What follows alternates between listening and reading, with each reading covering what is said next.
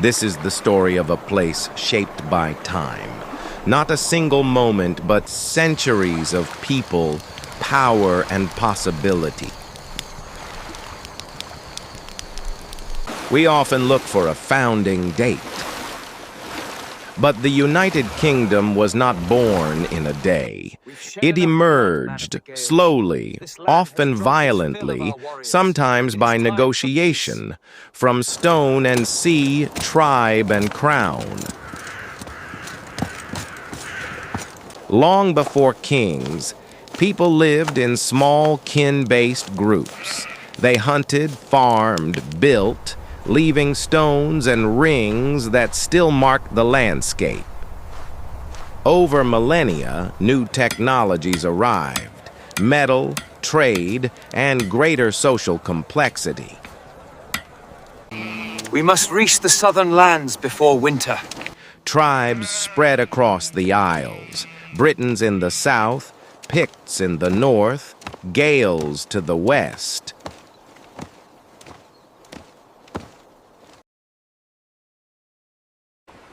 I am General Aulus Plautius of Rome, who crossed the English Channel in 43 AD. In 43 AD, the Romans crossed the Channel. They brought roads, forts, cities, and an administrative order that lasted centuries. When Rome withdrew, it left infrastructure and a political vacuum. That vacuum set the stage for new powers to rise. As Roman influence waned, new peoples arrived from the east. Small kingdoms emerged.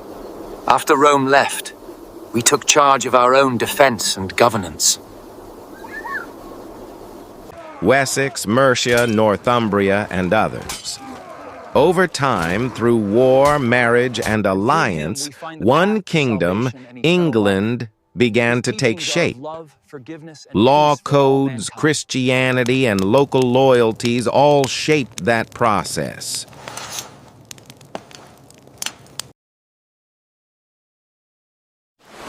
When we reach the shore, raid them and burn their house. Don't let anyone live. In 793 AD, then came the Northmen, Viking ships on the horizons. They raided, settled, and carved out a region we call the Danelaw. Their arrival altered language, law, and settlement patterns. England adapted and absorbed these influences. In 1066, a new ruling class arrived, Norman lords who imposed a different order. Castles rose across the land. Feudal ties bound lords and vassals. The Domesday Survey recorded who held what, a sweep of control that reshaped property and power. While England centralized, Scotland and Wales retained separate identities and institutions.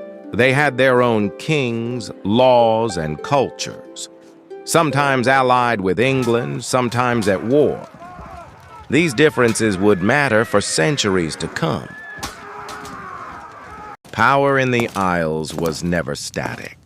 Over long centuries, the crown's authority waxed and waned. At the same time, representative assemblies grew, nobles and later commons speaking back to the throne. Gradually, the idea that rulers could be held to law took root.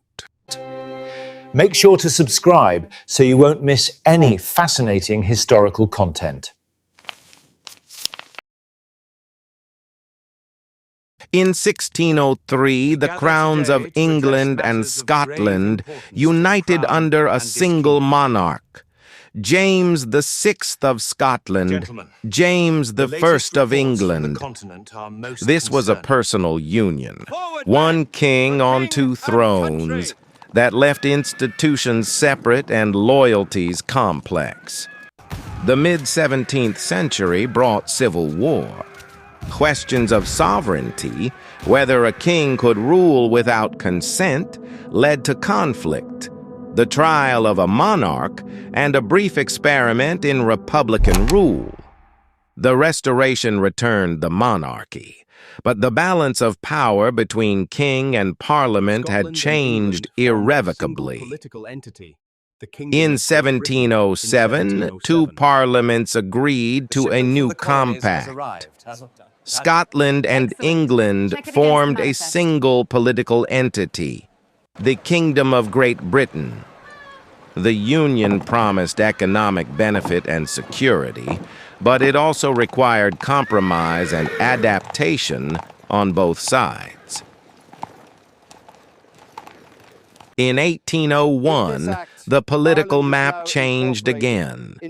Ireland was incorporated into the Parliamentary Union, creating the United Kingdom of Great Britain and Ireland. The union was contested from the start, and the experience of Irish people under British rule would reshape the future. The industrial age transformed economy and society. Cities swelled. Railways and telegraphs shrank distances. Economic change drove political change. Over the 19th century, successive reforms widened representation, slowly creating the modern British state and polity. The 20th century brought upheaval. War and political movements altered loyalties. Most of Ireland left, establishing an independent state, while Northern Ireland remained. In later decades, devolution revived regional voices in Scotland, Wales, and Northern Ireland, reshaping how the Union works in practice. Today, the United Kingdom is the product of centuries of negotiation, force, and compromise.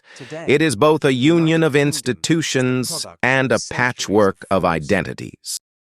A union in progress, shaped by history still being made.